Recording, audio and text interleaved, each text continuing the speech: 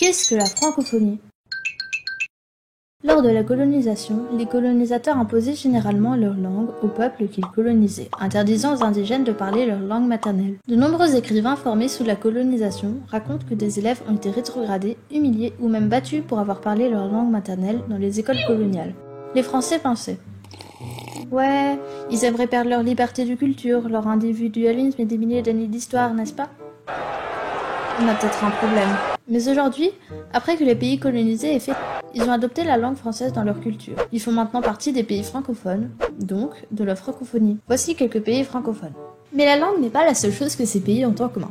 Ils ont aussi une éducation en commun sous la forme d'écoles françaises, comme l'AEFE, l'École française Antonia, ULIS et plein d'autres. Il y a aussi la culture en commun. En exemple, nous avons la Journée internationale de la francophonie, qui sert à unifier tous les pays francophones ensemble et aussi sert de promotion pour le français dans les pays non francophones, mais qui ont des institutions françaises comme le Vietnam. C'est pour ça que vous comprenez ce qu'on dit dans cette vidéo, même si vous venez de différents pays. Et vous pouvez dire: waouh, le français c'est génial! Même si le pays du Vietnam n'est pas francophone, il tient toujours ses aspects dans les écoles, la culture et dans les entreprises présentes, avec une partie venue d'autres pays francophones, comme Danone, Decathlon ou Gameloft, et une autre qui est locale, fondée par les francophones présents au Vietnam, par exemple le groupe Annam ou les glaces Fanny. La raison de l'apparition de la francophonie au Vietnam est due à sa colonisation par la France de 1865 jusqu'à 1945.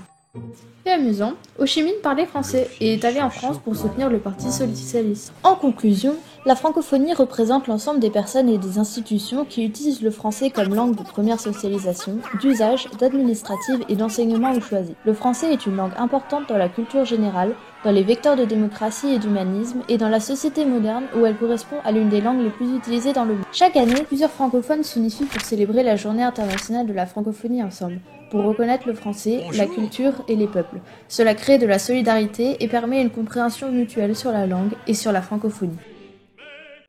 Ne faisons plus quartier. Dansons la campagnole,